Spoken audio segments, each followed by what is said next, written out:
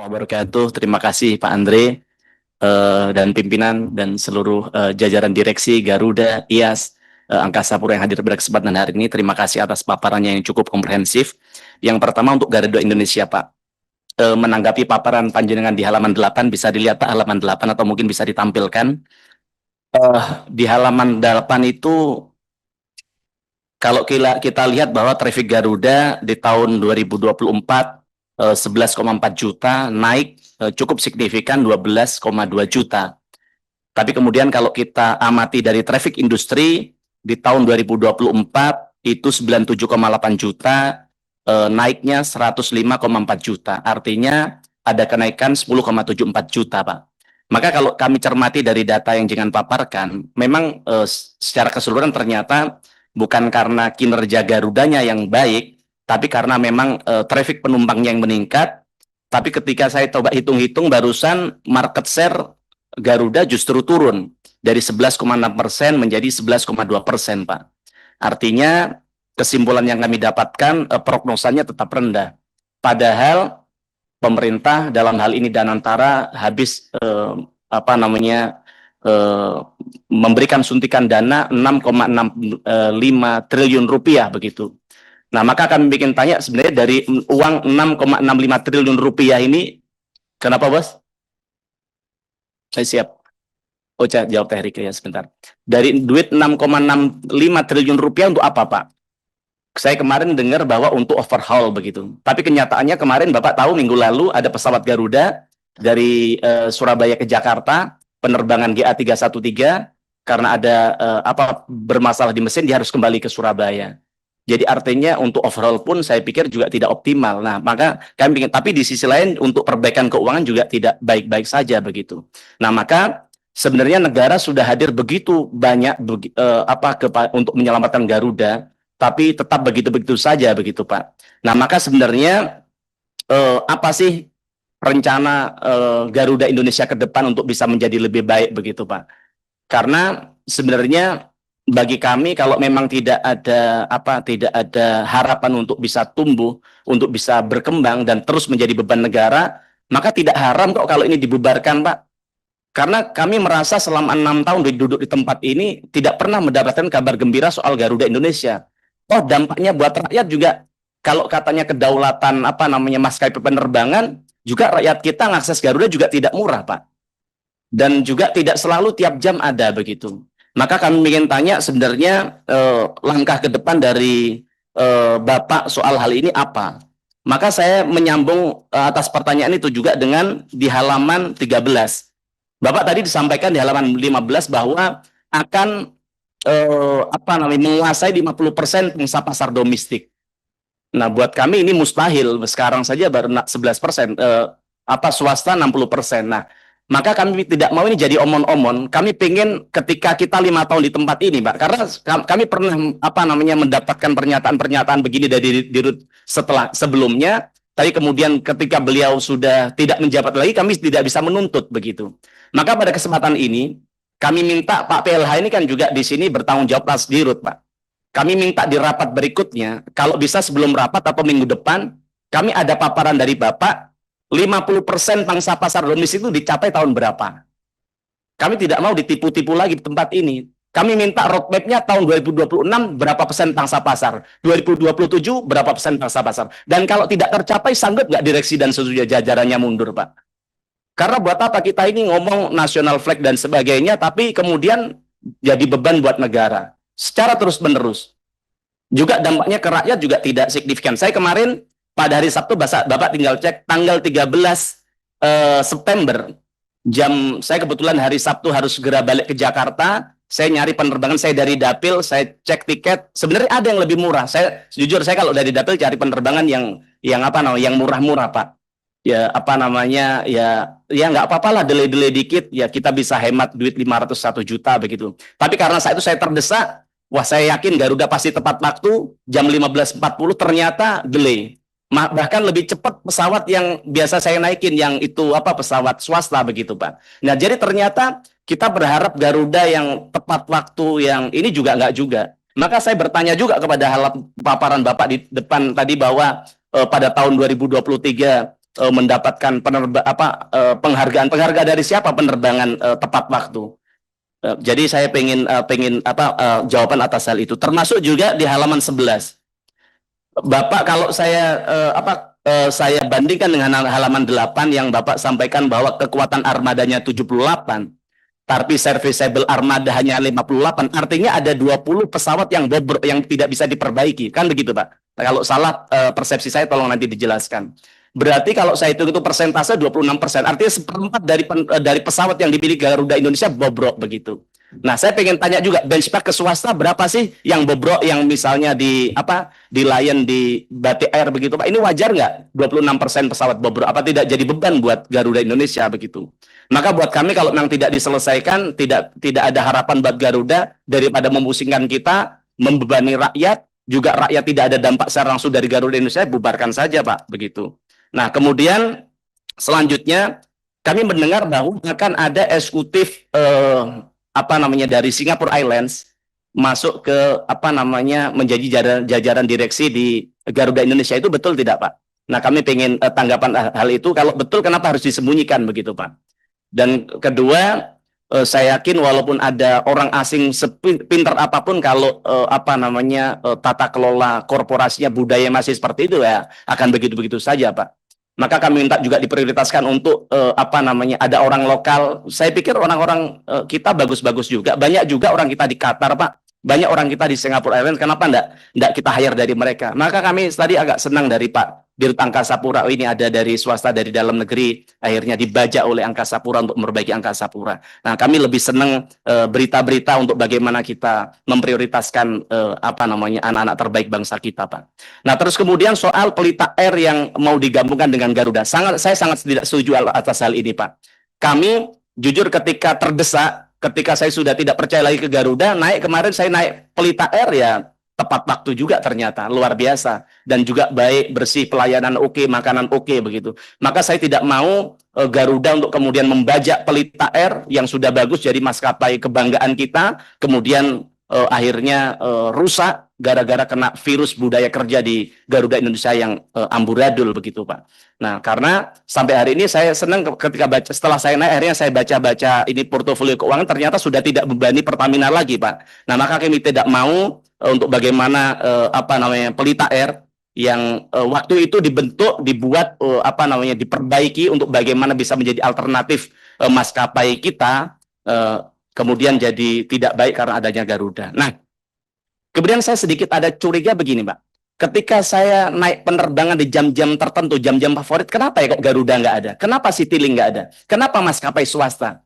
Lalu saya cepat ngobrol-ngobrol sama teman-teman Komisi 5, katanya jam-jam penerbangan itu diperjualbelikan. Betul tidak, Pak?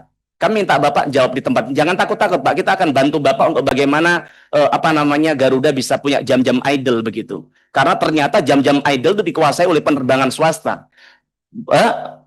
Ya, oleh penerbangan swasta. Bahkan jam-jam tertentu karena dia idle banget, itu ada 3 penerbangan yang jaraknya hanya 30 menit. Dan kalau kosong, Pak, itu kemudian dijadikan jadi satu penerbangan. Akhirnya berdampak kepada penumpang harus delay dan sebagainya. Kami minta dijawab di tempat ini, itu betul nggak ada mafia soal soal jam terbang itu, Pak. Dan harganya katanya miliaran rupiah. Kalau ada, kami minta penegak hukum untuk mengusut soal hal ini begitu.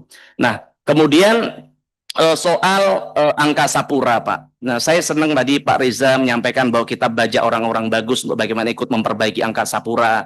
Termasuk kami lihat musola sudah jauh lebih bersih, Pak. Cuman kami minta ke depan, kan saya sering kali kalau balik habis kunjungan di Dapil itu pagi jam 4.30. Dan itu Pak Garuda, Pak Dirut Garuda, penerbangan favorit pagi itu yang punya hanya penerbangan swasta loh, Pak. Dan jam 4.30, jenengan tahu subuh itu jam 4.18, Pak. Tapi di gate-nya itu gate yang jauh dari musola begitu. Padahal setelah saya cek yang dekat di gate 78 ya kosong, Pak. Maka harapan kami Angkasa Pura juga bisa mencermati hal-hal yang begitu, tapi itu sangat bermanfaat untuk kami yang muslim, Pak. Bandara Surabaya, Pak. Dari Bandara Surabaya, nah itu musolanya sudah lebih bagus setelah kami ngasih masukan dulu, sekarang sudah jauh lebih oke, tempat duduknya oke ya kan. Cuman memang kurang luas karena kalau subuh itu biasanya harus sampai antri-antri. Nah, sekarang Bapak bisa bayangkan subuh jam 4.18, orang terbang jam 4.30. Itu kalau yang dia sebelum subuh sudah antri di masjid masih nutut dia untuk terbang, Pak. Tapi kalau boarding jam 4.30. Iya, boarding jam 4.30. Tapi artinya ada orang ketinggalan hanya karena jam penerbangan ini, Pak. Maka harapan kami kinerja-kinerja ini juga harus disinergikan dengan soal spiritualitas, Pak. Karena kadang ikhtiar kita ini kadang ya hidup kan misteri, Pak. Kadang ternyata jadi bagian apa yang Bapak lakukan di soal-soal yang memang kelihatannya simpel, tapi kemudian nanti ke depan menjadi berkah, menjadi akselerator bagi kinerja Angkasa Pura ke depan. Maka kami minta perhatikan soal jam yang itu mungkin bagi orang yang tidak biasa melakukan itu tidak ada artinya, tapi buat teman-teman yang muslim sangat berarti soal jam sholat itu, Pak. Nah, kemudian kami juga ingin sampaikan soal cleaning service, Pak. Bapak tadi sampaikan tahun 2023 mendapatkan penghargaan Angkasa Pura sebagai cleaning service terbaik. Nah, dibandingkan dengan siapa terbaik ya, Pak? Karena jujur di Surabaya kadang karena toiletnya begitu kotor, saya pindah ke tempat toilet lain. Pindah, dan bukan hanya saya, banyak ya kan. Pindah sampai di ujung yang tidak ada penerbangan juga sama kotor. Nah, terus kami cermatin ternyata cleaning service itu lebih pada seperti reception, Pak. Hanya selamat datang, monggo Pak silakan masuk. Tapi kemudian di dalam tidak dibersihkan. Nah, saya cermatin, mohon maaf, mereka seperti menunggu tips ya. Kami itu pasti dong ngasih tips. Tapi maksud kami kalau dia melakukan kinerjanya lebih baik kan kita bisa ngasih tips lebih banyak, Pak. Dan kedua, orang menunggu tips. Artinya kesejahteraan yang disampaikan Pak Windu tadi tidak sesuai dengan ada di lapangan loh, Pak. Kalau mereka seperti kami kan lihat mereka seperti mohon maaf ya lusuh, terus kayak capek, terus tidak bersemangat. Artinya kan kesejahteraannya mungkin dipertanyakan, Pak. Nah, kami ingin minta ke depan ini siapa sih cleaning service sih? Harapan kami tidak outsourcing. Tapi kalau kami lihat di berbagai tempat kok outsourcing, tapi katanya Pak Wendo tadi kok tidak outsourcing ya. Tapi coba nanti saya kalau di bandara akan saya tanya mereka outsourcing atau tidak. Nah, maksud kami kalau bisa Pak, ini kan juga cleaning service tenaga-tenaga di bandara ini kan juga jendelanya Angkasa Pura. Kalau bisa kasih gaji terbaik buat mereka, Pak, agar mereka bersemangat juga tidak terlalu. Saya bisa memahami mungkin mereka beradaptif karena kesejahteraannya kurang. Tapi kalau kesejahteraannya cukup, dia kan bisa fokus membersihkan toilet untuk kemudian dia tidak berharap sesuatu yang lain gitu kan. Nah, jadi harapan kami itu bisa diperhatikan. Terus Pak Dirut, saya sebenarnya tidak ngomong di rapat terbuka, saya di rapat tertutup waktu itu kita agak ada kunker. Saya sampaikan kepada Bapak soal tarif parkir di bandara. Saya waktu itu sampaikan Pak Dirut, Bapak waktu pertama menjabat, saya bilang bahwa tolong diperbaiki soal tarif masuk bandara yang untuk mobil 100.000, Pak. Nah, bandara ini harus inklusif, bisa terjangkau oleh semua kalangan. Tapi ngawur sekarang tambah naik 150.000. Ini Bapak ini seperti nantangi rakyat loh, Pak. Mohon maaf, Pak. Itu kalau memang tidak dipakai, sudah ditutup aja sekalian. Tidak perlu ada siapapun bisa mengakses gitu. Jangan kemudian bandara hanya bisa diakses oleh orang-orang yang berduit, oleh para pejabat. Jangan, Pak. Bahkan terakhir sekarang, untuk dulu orang-orang yang disabilitas, ibu-ibu tua, itu naik taksi Bluebird untuk bisa masuk, karena dulu taksi Bluebird bisa tuh di row pertama. Sekarang tidak bisa juga, Pak. Jadi sebenarnya row pertama untuk siapa? Saya tanya ke jenengan juga belum dijawab. Benchmarknya ke negara mana sih kita harus menarif sebanyak itu di row pertama gitu. Saya minta di forum terbuka ini untuk itu dicabut, Pak. Saya minta di row pertama kalau memang tidak biar adil untuk semua. Jangan bandara hanya bisa diakses oleh orang punya duit begitu. Nah, sebenarnya kalau kita lihat pendapatan aero dan non aero kan sudah banyak sekali Angkasa Pura ini yang bisa dioptimalkan. Kenapa harus membebani rakyat kita dengan urusan-urusan seperti itu begitu? Nah, kami minta hal ini dievaluasi. Terus kemudian minggu yang lalu, mungkin Bapak lihat tidak di media sosial, anak muda 4 hari naruh mobilnya di bandara harus bayar 1,2 juta. Kami ingin tanya di sini, sehari berapa sih Pak? Ya kan? Jangan Angkasa Pura jadi bagian dari mafia yang rampok duit dari rakyat. Kayak kurang saya yang sudah diberikan negara dan kita semua kepada Angkasa Pura begitu. Nah, kami minta Angkasa Pura hadir melayani, bukan menjadi beban untuk negara. Tapi kami senang tadi pernyataan Bapak di awal bahwa Bapak tidak setuju dengan cost efisiensi, tapi setuju dengan cost leadership. Nah, jadi Bapak bisa paparkan lebih dalam soal itu, Pak, agar pemerintah juga belajar dari Bapak, agar bagaimana karena tidak atas nama efisiensi kemudian pelayanan jadi tidak lebih baik, Pak. Karena negara kita sekarang melakukan efisiensi di banyak hal, tapi banyak juga dikorbankan. Maka ide dan gagasan Bapak tadi original, saya belum pernah dengar soal itu, Pak. Menarik, saya minta dipaparkan di tempat ini, cost leadership itu maksudnya seperti apa, biar kita semua belajar soal hal itu, begitu, Pak. Nah, kemudian soal merger, pasca merger AP1 dan AP2 ini sebenarnya dampaknya kepada penghematan dan laba itu seperti apa sih, Pak? Kami minta dipaparkan secara komprehensif, apakah kemudian memang jadi signifikan labanya, dampaknya jadi lebih positif. Kami juga tidak mau kemudian ketika disatukan karena terlalu banyak yang diurus tadi berapa puluh bandara, kemudian jadi tidak optimal pelayanan kepada masyarakat begitu. Termasuk soal kebersihan itu sangat-sangat penting sekali, Pak, buat rakyat begitu. Nah, kemudian soal iya, saya pikir sudah bagus paparannya, tinggal kita lihat ke depan seperti apa. Itu aja, Pak, dari kami. Matur nuwun. Assalamualaikum Pak, sebentar.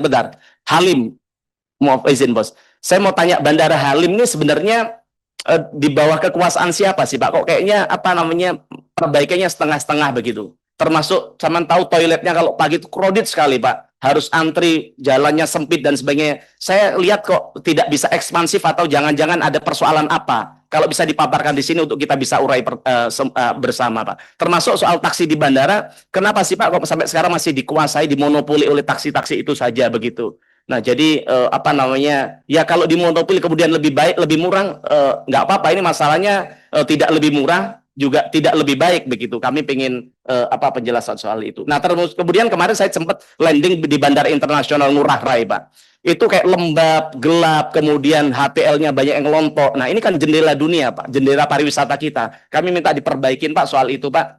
Nah, terus kemudian bagi kar, Bapak tadi sampaikan bagi kar gitu. Tapi banyak loh, Pak, lansia-lansia, ibu-ibu yang butuh itu, kemudian dia tidak bisa mengakses gitu. Jadi kalau ada lansia, ada orang berkebutuhan, sudah, Pak, tinggalkan urusan melayani pejabat dan sebagainya. Bapak harus inklusif untuk semua orang begitu, Pak. Itu aja dari kami. Matur nuwun. Assalamualaikum warahmatullahi wabarakatuh.